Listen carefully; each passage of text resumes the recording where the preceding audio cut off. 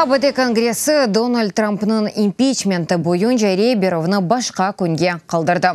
Бұл вақытта Темсилжилер палатасының спикері Нэнси Пелоси хабар етті.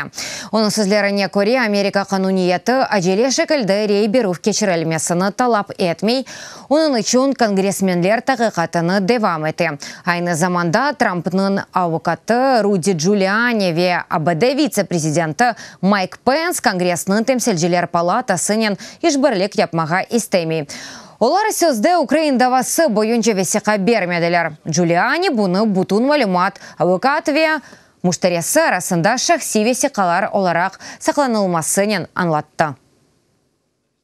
Бізді мақсадымыз ақиқатқа ерішы бірлешкен дәулетлерінің анаясасына қол тұтмақ. Бұл бізім үшін ойын дегіл, пек мұйым бір шейлер.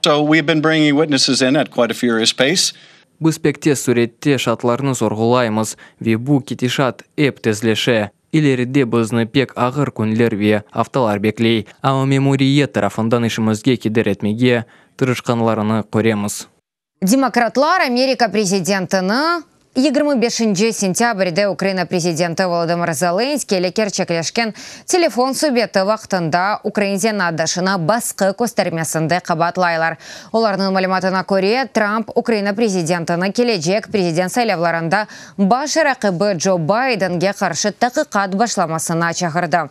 Более етіп, Трамп Украинаны Америка сайлауларына қарыштырмаға істеді дей демократлар.